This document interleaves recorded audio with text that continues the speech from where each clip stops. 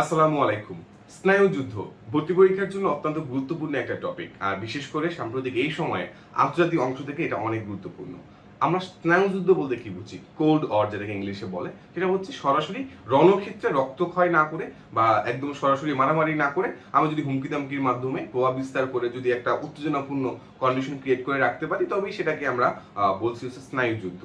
But রাষ্ট্রবিজ্ঞানের ভাষায় জিনিসগুলোকে কিভাবে বলা হয় বা পরীক্ষায় বা তোমার কোন জায়গা থেকে প্রশ্ন আসতে পারে, কোন লাইনগুলো বেশি ইম্পর্টেন্ট। সো যে লাইনগুলো বেশি ইম্পর্টেন্ট সেগুলোই তোমাকে এই ক্লাসে দাগিয়ে দিব, এবং এগুলো তুমি একটু খাতায় নোট করে নিবা যে জিনিসগুলো তোমার জন্য বেশি ইম্পর্টেন্ট। আমি এখানে সবগুলো মার্ক করে রেখেছি। আমাদের ঢাকা ইউনিভার্সিটি ডিওএড কোর্সের স্টুডেন্টের জন্য এই জিনিসগুলো আমরা গুছিয়ে দিয়েছি। সো তোমরা যারা আমাদের কোর্সের স্টুডেন্ট রয়েছে অবশ্যই এই জিনিসগুলো বারবার পড়বা। আর যারা আমাদের এখন কোর্সে ভর্তি হয়নি, তোমরা চাইলে আমাদের এই ঢাকা ইউনিভার্সিটি ডিওএড কোর্সে যুক্ত হয়ে যেতে পারো। সো আমরা অলরেডি এখানে দেখালাম যে আমরা কি কি পড়বো। সো প্রথম থেকে একদম শুরু করি। আমরা একদম প্রথম থেকে শুরু করি যে কোন লাইনগুলো তোমাকে একটু ভালো করে পড়তে হবে। প্রথম বিষয়টা দেখো, আমাদের যখনই স্নায়ুযুদ্ধ শব্দটা আসবে তখনই আমাদের ধরে নিতে হবে এটা হচ্ছে আমাদের দ্বিতীয় বিশ্বযুদ্ধ পরবর্তী সময়তে আমাদের এই স্নায়ুযুদ্ধটা বেশি বিরাজ করেছিল। ওকে, তার মানে স্নায়ুযুদ্ধ আমার কখন বিরাজ করে? দ্বিতীয় বিশ্বযুদ্ধের পরবর্তী সময়ে। স্নায়ুযুদ্ধটা কাদের মধ্যে হয়েছিল? স্নায়ুযুদ্ধটা মূলত হয়েছিল ইউনাইটেড স্টেটস অফ আমেরিকা এবং হচ্ছে সোভিয়েত ইউনিয়ন, যেটা প্রাক্তন সোভিয়েত ইউনিয়ন ছিল, বর্তমানে যেটা রাশিয়া তুমি বলছো। সো এই যে যুক্তরাষ্ট্র এবং সোভিয়েত ইউনিয়ন, আগে সোভিয়েত ইউনিয়ন বর্তমানে রাশিয়া, তাদের ভেতরে দ্বিতীয় বিশ্বযুদ্ধের পরে যে হচ্ছে সম্পর্কে টানাপোড়েন চলছিল এবং যে হুমকি ধামকি চলছিল, সেটাকেই নরমালি আমরা সহজ ভাষায় স্নায়ুযুদ্ধ বলি, ইংরেজিতে যেটাকে আমরা কোল্ড অর বলে থাকি। সো এখানে কয়েকটা ইনফরমেশন মাথায় রাখো। দেখো, দ্বিতীয় বিশ্বযুদ্ধের পরবর্তীকালে এটা শুরু হয়েছিল, আর নরমালি সোভিয়েত ইউনিয়ন যখন ভেঙে যায় তখন মানে বলা যায় যে স্নায়ুযুদ্ধ আমরা একদম স্থিমিত হয়ে যায়। একদমই যে শেষ হয়ে যায় এটা আমরা বলছি না, স্থিমিত হয়ে যায়, একদম নিবু পর্যায়ে চলে আসে। দেখো, স্নায়ুযুদ্ধ যদি নাই থাকতো, এখন ইউক্রেনে রাশিয়া হামলা চালাচ্ছে, ইভেন ইউক্রেনকে এখন হচ্ছে আমেরিকা আবার অস্ত্র দিচ্ছে। তার মানে তাদের ভিতরে একটা শত্রুতা ভাব এখনো রয়েছে। যদি শত্রুতা ভাব না থাকতো সরাসরি যুদ্ধ নেই, কিন্তু ইউক্রেনকে তোমার সাথে এক বন্ধুর মারামারি হচ্ছে, এখন আরেকজন এসে তোমার বন্ধুকে তোমাকে মারার জন্য অস্ত্র দিচ্ছে। তার মানে কি তোমার সাথে ওই লোকে ডেফিনেটলি গ্যাঞ্জাম আছে। তোমার সাথে ওই লোকে সরাসরি মারামারি নেই, কিন্তু তোমাকে মারার জন্য তোমার বন্ধুকে অস্ত্র দিয়েছে। তার মানে তোমার সাথে ওই লোকে একটা স্নায়ু যুদ্ধ চলছে। সো এই ঘটনাটাই তোমার ঘটেছে রাশিয়া আর মানে ইউনাইটেড স্টেটস অফ আমেরিকার সাথে। সো নরমালি আমাদের রাষ্ট্রবিজ্ঞানের ভাষায় এই যে দ্বন্দ্বটা, এই যে একটা স্নায়বিক চাপটা রাষ্ট্রীয় লেভেলে, সেটাকে আমরা স্নায়ুযুদ্ধ বলে অভিহিত করি। এরপরে যে জিনিসটা পরীক্ষা আসতে পারে যে আমাদের এই স্নায়ুযুদ্ধের মূল মন্ত্রটা কি? স্নায়ুযুদ্ধের মূল মন্ত্র হচ্ছে পুঁজিবাদ। পুঁজিবাদটা কাদের? আমেরিকার পুঁজিবাদ। এরপরে সমাজতন্ত্র। সমাজতন্ত্রটা কাদের? সোভিয়েত ইউনিয়নের বা বর্তমান রাশিয়া। ওকে, তো রাশিয়ার সমাজতন্ত্র আর হচ্ছে আমেরিকার পুঁজিবাদ, এই যে দুইটা তত্ত্ব রয়েছে, এই দুই তত্ত্বের ভেতরে যে দ্বন্দ্ব, এই দ্বন্দ্বের কারণে মূলত হচ্ছে আমাদের যুদ্ধের সূচনা। এরপরে আমরা আরেকটা জিনিস দেখবো যে আমাদের আমেরিকার সাথে কারা কারা ছিল আর তখন সোভিয়েত ইউনিয়নের সাথে কারা কারা ছিল, সেটা আমি এখান থেকে একটু দেখাচ্ছি তোমাদের। দেখো, তার মানে স্নায়ুযুদ্ধ ইংরেজিতে যেটাকে বলা হয় আমাদের কোল্ড ওয়ার, দ্বিতীয় বিশ্বযুদ্ধের পরবর্তী সময় মার্কিন যুক্তরাষ্ট্র এবং তার বন্ধু সমূহ, মিত্র মানে তার বন্ধু সমূহ, তার মানে এক দল ছিল মার্কিন যুক্তরাষ্ট্র এবং তার বন্ধু কয়েকজন, আরেক দল ছিল সোভিয়েত ইউনিয়ন, রাশিয়া বা তার কয়েকজন বন্ধু, কয়েকটা রাষ্ট্রবন্ধু। সো তারা কি ছিল, সেই রাষ্ট্রগুলো একটু পরে নাম দেখবো। সো মিত্রতার ভিতরে যেই একটা দ্বন্দ্ব চলছিল, সেটাকে স্নায়ুযুদ্ধ 1940-এর দশকের মাঝামাঝি থেকে 1980 সাল পর্যন্ত এটা সবচেয়ে একদম প্রকট আকার ধারণ করেছিল। সো সেখানে কিন্তু বিভিন্ন লেভেলের রাজনৈতিক, পারমাণবিক বিভিন্ন টাইপের হুমকি চলছিল। সো আমাদের আমেরিকার সাথে যারা প্রধান বন্ধু ছিল, মিত্র ছিল, তারা কারা ছিল? যুক্তরাজ্য ছিল, ফ্রান্স ছিল, পশ্চিম জার্মানি ছিল, জাপান ছিল আর কানাডা ছিল। এরা ছিল আমেরিকার সাথে বন্ধু বান্ধব, যারা হচ্ছে এই স্নায়ুযুদ্ধে অংশ নিয়েছিল। এবার রাশিয়ার সাথে কারা ছিল? রাশিয়ার সাথে দেখো, রাশিয়ার সাথে ছিল কিন্তু আমাদের পূর্ব ইউরোপের অনেকগুলো রাষ্ট্র, লাইক বুলগেরিয়া, তোমার চেকোস্লোভাকিয়া, হাঙ্গেরি, পোল্যান্ড এবং পূর্ব জার্মানি। দেখো, পশ্চিম জার্মানি কিন্তু আমেরিকার সাথে ছিল, আর পূর্ব জার্মানিটা কিন্তু ছিল হচ্ছে আমাদের রাশিয়ার সাথে, এবং রোমানিয়াও কিন্তু ছিল রাশিয়ার সাথে। তার মানে এই সবাই কিন্তু স্নায়ুযুদ্ধ অংশ নেয়। তো তোমার প্রশ্ন হতে পারে যে নিচের কোন রাষ্ট্র স্নায়ুযুদ্ধ অংশ নেয় বা কোন রাষ্ট্র স্নায়ুযুদ্ধ অংশ নেয়নি? আর যেসব রাষ্ট্র স্নায়ুযুদ্ধে অংশ নেয় না তাদেরকে নরমালি বলা হয় নিরপেক্ষ রাষ্ট্র, মানে তারা নিরপেক্ষ ভেতরে পড়ে। সো স্বাভাবিক বিষয়, যে সমস্ত দেশ দুই পক্ষের কাউকেই সরকারিভাবে সমর্থন করতে, তাদের কি বলা হয়? তাদেরকে বলা হয় নিরপেক্ষ। সো এটা ইম্পর্টেন্ট যে তাদেরকে কি বলা হয়? তাদেরকে বলা হয় আমার নিরপেক্ষ দেশ। ওকে, দেখো সোভিয়েত ইউনিয়ন যখন হচ্ছে ভাঙন ধরে 1990, যেটা আমরা দেখলাম ওই স্লাইডে, তার মাধ্যমে কিন্তু এই স্নায়ুযুদ্ধটা একদম বলা যায় পরিসমাপ্তি হয়, বা এখনো সেটা এক্সিস্ট করছে আমেরিকা আর হচ্ছে তোমার রাশিয়ার মধ্যে। সো এবার আমরা একটু যাই আমাদের 99-তে। এই যে স্নায়ুযুদ্ধ, এই কথাটির উদ্ভব হয় অনেক আগে, প্রায় 1947 সালে। তবে এর আগেও একজন লেখক তার একটা বইতে হচ্ছে এটা উল্লেখ করে, একটু পরে তোমাকে সেই লেখকের নামটা এবং বইটার নাম দেখাবো। তার এটা হচ্ছে একজন ভাষণে, কূটনৈতিক ভাষণে হচ্ছে মূলত এই শব্দটা ব্যবহার করে। যে কে ছিল? বার্নার্ড বালুচ। তার নামটা কি ছিল? বার্নার্ড বালুচ এক ভাষণে সর্বপ্রথম এই পদ্ধতিটি ব্যবহার করেছিলেন বলে জানা যায়। তবে এর আগেও একজন লেখক তার বইতে এই কোল্ড অর বা স্নায়ুযুদ্ধ এই শব্দটার উল্লেখ করে। এবার দেখো, স্নায়ুযুদ্ধ এমন একটি কৌশল যেখানে বিবাদমান পক্ষগুলো ভয়াবহ স্নায়বিক উত্তেজনার মধ্যে থাকবে, একে অন্যের উপরে চাপ বৃদ্ধি করতে থাকবে, কিন্তু সরাসরি মারামারি করবে না বা যুদ্ধের ঝুঁকি নিবে না। ওকে, স্বাভাবিক বিষয়। এটি যুদ্ধের আবহ তৈরি হবে, যা এক অর্থে যুদ্ধ নয় আবার শান্তিও নয়। মানে তোমার মারামারি হচ্ছে না, বাহ্যিকতায় মারামারি হচ্ছে, কিন্তু তুমি ভেতরে ভেতরে তুমি মানসিক একটা অত্যাচারের মধ্যে আছো বা টেনশনে আছো। ছায়াযুদ্ধের ক্ষেত্রে বাস্তবতা হচ্ছে বিবাদমান প্রত্যেকটি পক্ষে যুদ্ধ শুরু করতে চায় কিন্তু করে না। সিম্পল বিষয়, যুদ্ধ শুরু করতে চায় কিন্তু করে না। সো দেখো, আমি এই পিডিএফটা তোমাদের যাদের কোর্সে যারা রয়েছে তাদেরকে দিয়ে দিচ্ছি, তোমরা একটু ভালো করে পিডিএফটা পড়লে প্রেক্ষাপটটা একটু ভালো করে বুঝে যাবে। আর দাগানো যে লাইনগুলো, এগুলো পরীক্ষার জন্য বেশি ইম্পর্টেন্ট। এরপরে দেখো, দুইজন বিজ্ঞানীর নাম, একজনের নাম হচ্ছে রাষ্ট্রবিজ্ঞানী ফ্রাঙ্কেল, আরেকজনের নাম হচ্ছে রাষ্ট্রবিজ্ঞানী ফ্রিডম্যান। দুইজন বিজ্ঞানীর নাম একটু মনে রাখতে হবে, ফ্রাঙ্কেল কি বলে আর ফ্রিডম্যান কি বলে। দেখো, আমাদের ফ্রাঙ্কেল কি বলছে? যে বলছে গণতান্ত্রিক মতাদর্শ এবং সাম্যবাদ প্রতিষ্ঠায় যুক্তরাষ্ট্রের প্রচেষ্টা, সমাজতান্ত্রিক রাষ্ট্র প্রতিষ্ঠায় সোভিয়েত ইউনিয়নের প্রচেষ্টা। তার মানে যুক্তরাষ্ট্র চাচ্ছে যে এমন রাষ্ট্র প্রতিষ্ঠা করতে যেখানে আমার গণতন্ত্রের, আমার মানে কি বলে, গণতন্ত্রটা ইম্পর্টেন্ট থাকবে, পুঁজিবাদটা ইম্পর্টেন্ট থাকবে। আর তোমার সোভিয়েত ইউনিয়ন চাচ্ছে যাতে সমাজতন্ত্রটা তোমার প্রতিষ্ঠিত হয়, ওকে, বা সাম্যবাদটা তোমার প্রতিষ্ঠিত হয়। সো এটা চেয়েছিল কে? এটা বলেছে ফ্রাঙ্কেল। আর রাষ্ট্রবিজ্ঞানী ফ্রিডম্যান কি মনে করে? যে স্নায়ুযুদ্ধের একটা নতুন কৌশল যেখানে যুদ্ধ পরিস্থিতি বিরাজ করলেও কোনো রণাঙ্গনে কোনো সংঘাত হবে না। সো এই দুইজন বিজ্ঞানী, মানে রাষ্ট্রবিজ্ঞানীর নাম মনে রাখতে হবে, ফ্রিডম্যান আর হচ্ছে ফ্রাঙ্কেল। এই দুজনের নাম একটু ভালো করে মনে রাখতে হবে। সো এবার আমরা যাই আমাদের নেক্সট অংশে।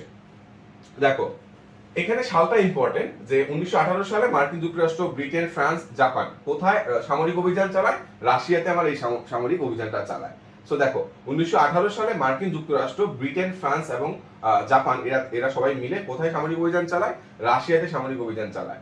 এবার দেখো, সোভিয়েত ইউনিয়ন যে প্রতিষ্ঠিত হচ্ছে 1922 সালে। কবে? 1922 সালের ডিসেম্বরে রাশিয়া ও তার আশেপাশের অঞ্চল নিয়ে কমিউনিস্ট নিয়ন্ত্রণের অধীনে সোভিয়েত ইউনিয়ন প্রতিষ্ঠিত হয়। ওকে, তার মানে পরীক্ষা আসতে পারে সোভিয়েত ইউনিয়ন কখন প্রতিষ্ঠিত হয়? 1922 সালের ডিসেম্বরে। রাশিয়া এবং তার আশেপাশে মতাদর্শগত মিল যাদের ছিল, লাইক কমিউনিস্ট যারা, তাদের নিয়ে একটা তোমার অঞ্চল গঠন করে, যেটাকে বলা হয় সোভিয়েত ইউনিয়ন। ওকে, এরপরটা দেখো, হিটলার চুক্তি ভঙ্গ করে কখন এই সোভিয়েত ইউনিয়ন আক্রমণ করেছিল? দেখো, হিটলার 1941 সালে জুন মাসে জার্মান সেনাবাহিনী সোভিয়েত ইউনিয়ন আক্রমণ করে। তার মানে আমাদের জার্মান সেনাবাহিনী সোভিয়েত ইউনিয়নকে আক্রমণ করে কবে? 1941 সালে। প্রেক্ষাপটগুলো আরো সুন্দর করে দেওয়া আছে, একটু রিডিং দিলেই তুমি পুরো প্রেক্ষাপটটা বুঝতে পারবে। বেশি জটিল কোনো মানে যুদ্ধের ইতিহাস না, বাট যেহেতু এই জিনিসগুলো আন্তর্জাতিক অঙ্গনে গেলে সবচেয়ে বেশি গুরুত্বপূর্ণ, এগুলো একটু ভালো করে পড়তে হবে। ওকে, এরপরে যে জিনিসটা এখান থেকে, এই যে, ওকে, সো কি বলা হয় যে মানে স্নায়ুযুদ্ধকালীন বিশ্বের পরিস্থিতিটা কেমন ছিল? স্বাভাবিক বিষয়, মনে করা হয় 1917 সালে বলশেভিক বিপ্লবের পর থেকে স্নায়ুযুদ্ধের সূচনা হয়। সো 1917 সালে কোন বিপ্লবের ফলে? পরীক্ষায় অপশনের ভিতরে তোমার এই বলশেভিক বিপ্লবের নাম উল্লেখ থাকতে পারে, তখন হচ্ছে তোমার এটা মাথায় রাখতে হবে 1917 সালে বলশেভিক বিপ্লব হয়েছিল। সো অনেকের ধারণা 1946 সালে ফুলটন বক্তৃতায় চার্চিলের মন্তব্য থেকে স্নায়ুযুদ্ধ হয়েছিল। এখন দেখো, এই ধারণাগুলো কিন্তু অনেক সময় পরীক্ষায় চলে আসে, যে এটা এই ধারণাটা কে করেছিল। ওকে, এই ধারণাটা কে করেছিল? দেখো, চার্চিলের মন্তব্য থেকে স্নায়ুযুদ্ধ হয়েছিল। তার মানে এখান থেকেও কিন্তু তোমার এমসিকিউ আসতে পারে। ওকে, এবার এটা দেখো, 1948 সালের দিকে এসে ইউরোপের অন্যতম গুরুত্বপূর্ণ অঞ্চল হিসেবে পরিচিত চেকোস্লোভাকিয়া কমিউনিস্টদের দখলে চলে যায়।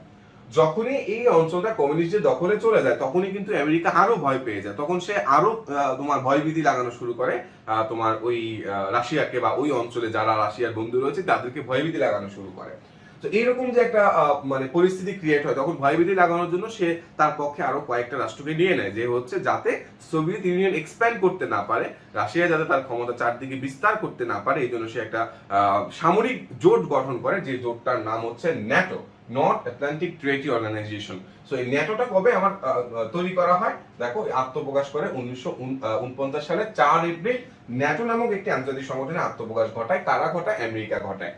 ওকে, তবে মূলত আমেরিকা সোভিয়েত ভীতি থেকেই এই ন্যাটো সৃষ্টি বলে বিশ্লেষকদের ধারণা। তার মানে কেন এই ন্যাটো ক্রিয়েট করা হয়েছিল? ন্যাটো ভয় পাচ্ছিল, মানে আমেরিকা ভয় পাচ্ছিল যদি তারা চাপ প্রয়োগ না করে, যদি তারা সবাই একত্রে না হয়, মানে আমেরিকার বন্ধুরা সবাই একত্রে না হয় বা এক ছাতার নিচে না আসে, তাহলে ক্রমান্বয়ে সোভিয়েত ইউনিয়ন তাদের পাওয়ার বাড়াইতেই থাকবে এবং এক পর্যায়ে পুরো বিশ্ব অর্থনীতির উপরে, বিশ্বের টোটাল বিভিন্ন সেক্টরে সোভিয়েত ইউনিয়ন রাজত্ব করবে। এই একটা ভীতি ছিল, বা সাম্রাজ্যবাদ হারানোর একটা ভীতি ছিল। কারণ তখনকার সময়কাল পর্যন্ত কিন্তু ইউএসএ এবং হচ্ছে ইউকে, ইউনাইটেড কিংডম যেটাকে আমরা বলি, তাদের সবচেয়ে বেশি সাম্রাজ্যবাদী শক্তি বেশি ছিল। ওকে, এবার দেখো ন্যাটো, আমেরিকা যখন ন্যাটোর ঘোষণা দেয়, তখনই রাশিয়া আবার ওই আমেরিকার ওই ন্যাটোর বিপরীতে আরেকটা হচ্ছে তারা চুক্তি করে, যে চুক্তির নাম পরীক্ষা আসতে পারে, যার নাম হচ্ছে ওয়ারশ চুক্তি।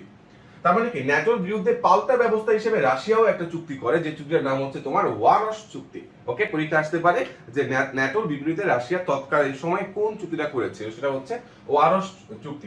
কেন করেছিল? এই চুক্তির মধ্য দিয়ে রাশিয়ার মেইন উদ্দেশ্য ছিল আমেরিকার হস্তক্ষেপ থেকে তার মানে সোভিয়েত ইউনিয়নের আন্ডারে যে কমিউনিস্ট রাষ্ট্রগুলো ছিল সেগুলোকে রক্ষা করা, যাতে হচ্ছে তারা তাদের উপর আক্রমণ করতে না পারে। সো এই লাইন দুটাই বেশি ইম্পর্টেন্ট। এবার দেখো, নরমালি আমরা তো এখন জানি যে কোরিয়া, উত্তর কোরিয়া, আমাদের দক্ষিণ কোরিয়া, দুইটা কোরিয়ার কথা আমরা জানি।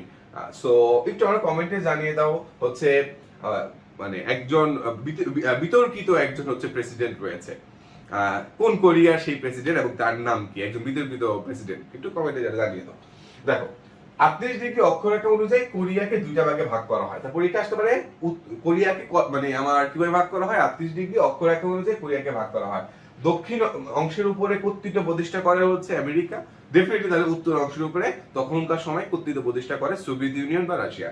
সো আমি বারবার সোভিয়েত ইউনিয়ন রাশিয়া বলছি এই অর্থে, কারণ তোমরা হয়তো এখন সোভিয়েত ইউনিয়ন নামে কোনো দেশ ম্যাপে খুঁজে পাবা না। এখন তুমি যেটা খুঁজে পাবা সেটা হচ্ছে রাশিয়া, কিন্তু তখন সেই মানে কি আমার 1990 এর আগে যে আমাদের অঞ্চলটা ছিল অনেক বড় ছিল, সো সেটাকে আমরা সোভিয়েত ইউনিয়ন বলছি, এখন সেটাকে আমি রাশিয়া বলছি। ওকে, উত্তর অংশের উপর কার কর্তৃত্ব স্থাপিত হয়? সোভিয়েত ইউনিয়নের। ওকে, যা এই দেশে পরিচিতি পায় উত্তর কোরিয়া হিসেবে, উত্তর কোরিয়া হিসেবে পরিচিতি পায়। এবার আমাদের স্নায়ুযুদ্ধের অবসানটা কিভাবে হয়? যুক্তরাষ্ট্র সোভিয়েত ইউনিয়নের ক্ষমতা প্রকাশের পর যে তার কনফ্লিক্টটা ক্রিয়েট হয়, তা এক পর্যায়ে স্নায়ুযুদ্ধ হিসেবে আস্তে আস্তে তারা নিজেরাই বুঝতে পারে যে স্নায়ুযুদ্ধ করে আলটিমেটলি তেমন কোনো ফায়দা হচ্ছে না। তখন দেখা, এবং একই সাথে সোভিয়েত ইউনিয়নের ভাঙন ধরে গেছে, এই অবস্থায় এই জিনিসটা নিয়ে এত মানে মাঠ গরম করে লাভ হবে না। তারা বুঝতে পারে, পরবর্তীতে তারা বুঝতে পারে, তখন ভেতরে ভিতরে শত্রু থাকলেও তারা প্রকাশ্যে শত্রুটা একদম তারা ডিমিনিশ করে দেওয়া ট্রাই করে, বা ভেতরে স্টিল নাও এখন তাদের ভিতরে শত্রুরা রয়েছে। ওকে, বিশেষ করে বিশ্বের নানা স্থানে কমিউনিজম প্রতিরোধ করার জন্য যুক্তরাষ্ট্রের প্রচেষ্টা সফল হয়। এই ক্ষেত্রে যুক্তরাষ্ট্রের ক্ষেত্রে মোটিভেশন কাজ করে। যুক্তরাষ্ট্র কমিউনিজমের পক্ষে যেসব শক্তিগুলো ছিল সেসব রাষ্ট্রের ভেতরে যুক্তরাষ্ট্র অনেক ক্যাম্পেইন চালায়, বা ওই কমিউনিজমের বিপক্ষে যুক্তরাষ্ট্র তাদের যেই পুঁজিবাদ, তাদের যেই হচ্ছে তোমার গণতন্ত্র, এগুলো ঢুকিয়ে দেওয়ার তারা চেষ্টা করে, তারা এবং প্রচারণা চালায় যে কমিউনিজম খারাপ, এই টাইপের জিনিসগুলো তারা ওই নির্দিষ্ট দেশগুলোতে, যেগুলো হচ্ছে রাশিয়াকে মেনে চলতো বা রাশিয়ার মতাদর্শে বিশ্বাসী ছিল, তাদের ভিতরে এইসব জিনিসগুলো ঢুকাইতে থাকে। তখন ওই রাষ্ট্রগুলো এক পর্যায়ে গণতন্ত্রের দিকে চলে যায়, ওই রাষ্ট্রগুলো আস্তে আস্তে পুঁজিবাদের দিকে যায়, আলটিমেটলি আমেরিকার মতাদর্শের দিকে যায়। তখন আমেরিকা আত্মবিশ্বাস পেয়ে যায় যে না, এতগুলো রাষ্ট্র যেহেতু আমার সাথে চলে আসছে, so now we are powerful enough. আর রাশিয়াও তখন ভাবে যে যেহেতু অনেকগুলো রাষ্ট্র অলরেডি আমেরিকার দিকে চলে গেছে, সো এই অবস্থায় স্নায়ুযুদ্ধ কন্টিনিউ করাটা বা হচ্ছে এরকম একটা মানসিক দ্বন্দ্বের মধ্যে থাকা, হুমকি দমকি দিয়ে মনে হয় না ভালো কোনো আউটপুট আসবে, সো তারাও তখন আস্তে আস্তে সরে যেতে শুরু করে। সো এটাই হচ্ছে নরমালি কি বলে যে ইম্পর্টেন্ট একটা ফ্যাক্টর, যে স্নায়ুযুদ্ধটা আস্তে আস্তে কিভাবে অবসান হয়। আর এই ক্ষেত্রে আমেরিকান একটা সুন্দর লাইন আছে যে আমেরিকা কিন্তু হচ্ছে একটা ট্রিক্স হিসাবে যেসব রাষ্ট্রে সোভিয়েত ইউনিয়নের প্রভাব ছিল বা রাশিয়ার প্রভাব ছিল ওইসব রাষ্ট্রগুলোর ভেতরে রাষ্ট্রপ্রধান তাদেরকে নির্বাচিত করার জন্য আমেরিকা সহায়তা করে, যারা আমেরিকার মানে কি বলে এটাকে পা চাটা কুকুরের মতো টাইপের আর কি, মানে অন্য রাষ্ট্রের হয়ে আর কি, মানে আমেরিকার পক্ষে কথা বলবে এমন রাষ্ট্রনায়ক আস্তে আস্তে তারা নিয়োগ দেওয়া শুরু করে। মজার বিষয় বলে নেই, মুক্তিযুদ্ধের সময় আমেরিকা আমাদের বিপক্ষে ছিল, মুক্তিযুদ্ধের সময় রাশিয়া ইন্ডিয়ার কারণে হোক আর যে কারণে হোক আমাদের পক্ষে ছিল, রাশিয়া আমাদের পক্ষে ছিল আর যুক্তরাষ্ট্র আমাদের বিপক্ষে ছিল। একদম ক্লিয়ার কাট কথা, এটা তোমরা যারা জানো না তাদের জন্য বললাম। এবার এখানে সংক্ষেপে পুরো জিনিসটাকে এক করে দেওয়া হয়েছে। রাশিয়া আমেরিকা দুইটা শক্তি, তোমার আলটিমেটলি হচ্ছে তাদের যে কনফ্লিক্ট, এই কনফ্লিক্টের পরে স্নায়ুযুদ্ধটা আলটিমেটলি শুরু হয়।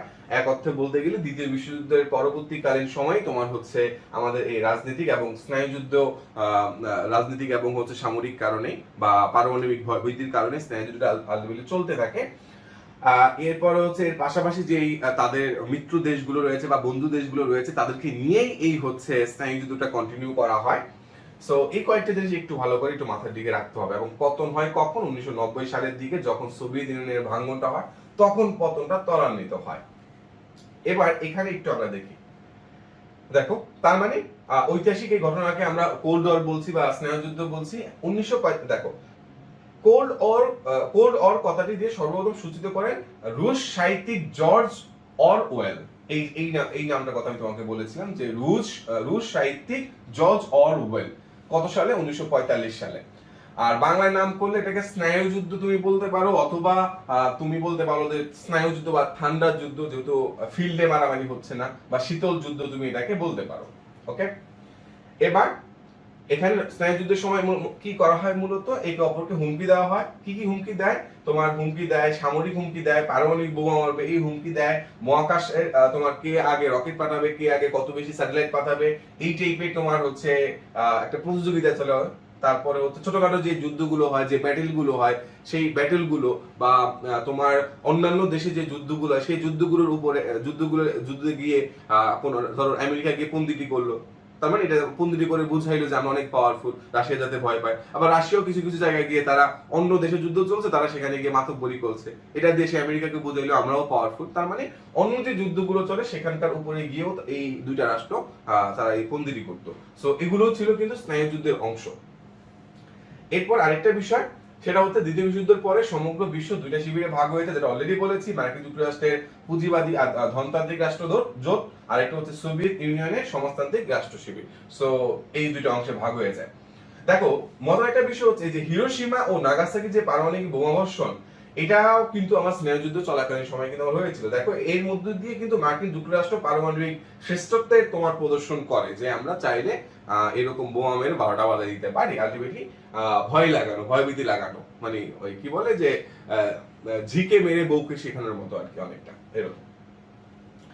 এরপরে এখানে একটা চুক্তি রয়েছে, ন্যাটো সিয়েটোর পাশাপাশি রুশরা যেই চুক্তি করে সেটাকে নাম কি বলেছি আমি এর আগে দেখিয়েছি বইতে দাগিয়ে, যেটাকে আমরা বলছি ওয়ারশ চুক্তি। এই ওয়ারশ চুক্তিটা কারা করে? ওয়ারশ চুক্তিটা করে কিন্তু হচ্ছে রাশিয়া করে। কোন মানে চুক্তি, মানে কোন সংগঠনটার বিপক্ষে বা কোন সংগঠনটা হইছে মতো এটা করেছে? আমেরিকা যখন ন্যাটো বানায় তখন। সো এটা একটু মাথায় রাখতে হবে। এরপরে ভারত ও পাকিস্তানের মতো যারা তৃতীয় বিশ্বের দেশ ছিল তারা কি ছিল? তারা কিন্তু নিরপেক্ষ ছিল। তার মানে ভারত এবং পাকিস্তান তখনকার সময়ে এই যখন এই কনফ্লিক্টটা চলে তখন কিন্তু তারা নিরপেক্ষ অবস্থান ধারণ করেছিল। সো এই জিনিসগুলো যদি মোটামুটি তুমি জানো স্নায়ুযুদ্ধ রিলেটেড, তাহলে মোটামুটি পরীক্ষায় যেমনই প্রশ্ন আসুক না কেন তুমি ইনশাআল্লাহ পারবা, তুমি মোটামুটি বলা যায় যে খুব ভালো করে অ্যান্সার করতে পারবা। সো তোমাদেরকে আবারও আমরা একটু ইনফর্ম করে দেই, আমাদের রিয়েল ক্লাসের পক্ষ থেকে কিন্তু হচ্ছে আমাদের ঢাকা ইউনিভার্সিটি ডি ইউনিট এবং বি ইউনিটের জন্য হচ্ছে আমাদের কোর্স চলছে, আমাদের এক্সাম ব্যাচ চলছে। তোমরা যারা যুক্ত হতে চাও, আমাদের কিন্তু রেগুলার পরীক্ষা হয়, লাইভ ক্লাস হয়, আমাদের রেগুলার ক্লাস দেওয়া হয়। সো তোমরা যারা যুক্ত হতে চাও তোমরা যারা যুক্ত হয়ে যেতে পারো। এবং সামনেও হচ্ছে আমাদের নিয়মিত আমাদের এই সাধারণ জ্ঞান ইংরেজি উপরে আমাদের ক্লাসগুলো আসবে। আশা করবো এই ক্লাসগুলো তোমাকে অনেক বেশি হেল্প করবে তোমার ওভারঅল প্রস্তুতি নিতে, যেমনটা আমরা হেল্প করেছিলাম মেডিকেলের সময়। সো আশা করি এবারও ভার্সিটির সময় তোমাদেরকে অনেক বেশি হেল্প করবে। থ্যাংক ইউ সো মাচ পুরো ক্লাসটা করার জন্য। তোমাদের সাথে দেখা হবে নেক্সট ক্লাস। তার মধ্যে সবাই ভালো থাকবা, সুস্থ থাকবা। আসসালামু আলাইকুম।